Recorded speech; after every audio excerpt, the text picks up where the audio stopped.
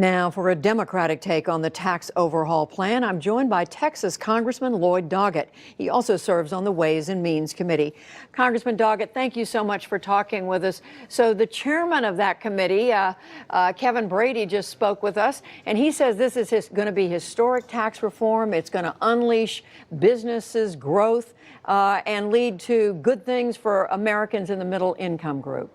Wish that it were so. You know, sometimes I believe my Republican colleagues live in a parallel universe. The data out there from one economist after another, Goldman Sachs being one example, the Wharton School of Finance in Pennsylvania being another, say this won't grow the economy, won't grow jobs. We also have the experience of prior tax cuts that did not grow jobs. I believe that most of those that look at this realize there's such a mountain of debt that is being created by this bill that it will slow economic growth and we'll see few new jobs. Of course, I'm concerned about those jobs that will be outsourced with the giant gaping loophole that's there to encourage corporations to invest abroad instead of investing here in America. But what about the fact that the tax system would be simpler, fewer income tax brackets, and lower income tax rates? I mean, that Republicans are saying that is going to be a boon to most Americans. Well, it's certainly a boon to those at the top. They're going to see tremendous benefits. I thought Donald Trump had reason to come over here today and say thank you, because estimates are that he and his family would get more than $1 billion out of this. We don't know exactly how much because the Republicans are still colluding to hide his tax returns. But as to simplification, I mean, I think the bill is simply wrong, but I have a simplification program on higher education, legislation that I've introduced.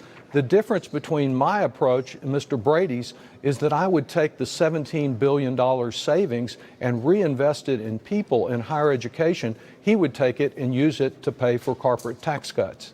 Well, as you know, again, Congressman Doggett, what he and other Republicans are saying is that businesses right now are stalled in a sense. They're not creating jobs. They're not raising salaries as they could be, as the country needs them to be, and that this is legislation that's going to be an incentive for businesses to do that.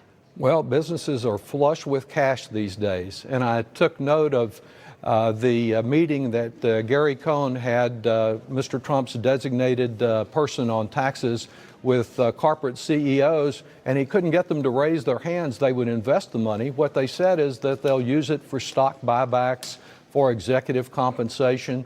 We'll see little growth from it. Our American corporations would benefit from a simplification of the corporate tax code and lowering the statutory rate, but not with borrowed money from China or the Saudis. We ought to be closing loopholes, and very few are closed here. In fact, I think they made the system more complex on the multinational corporations and their investments abroad. And with that new loophole, I think they'll be encouraged to build abroad instead of to bring jobs here at home. Even Speaker Ryan's own Republican Wisconsin Senator Ron Johnson, and I think you all reported on this, said that this will encourage manufacturing to stay abroad. We don't need any more of that.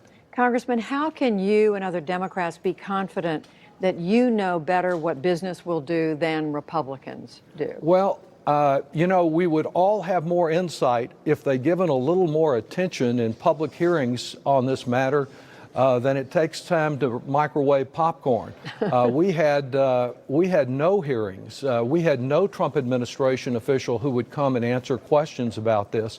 But I think we do have insight from the contacts we've had with representatives of the business community and with economists from across the country that this is a job-killing bill, not a job-growing bill.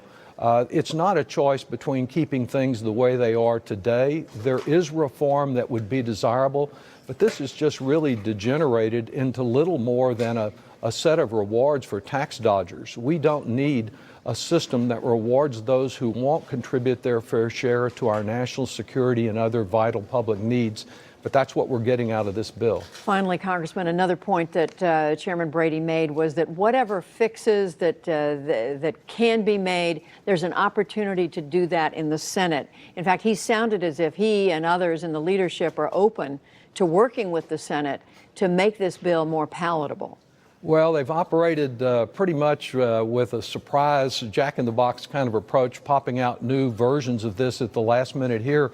But what troubles me the most about the Senate, and you focused on this, is the way they undermine our health care. Some of my colleagues have an almost fanatical determination to eliminate the Affordable Care Act. You knock out the individual responsibilities of that act, and people with pre-existing conditions, older people who are too young to qualify for Medicare, they will not be able to afford their insurance premiums, and we'll see millions again without coverage. So that's one of the worst provisions of the Senate bill, but there are also some other problems with it. We are going to have to leave it there. Thank you, Judy. Congressman Lloyd Doggett of Texas. Two Texans, as you pointed out. Thank you very much. Great.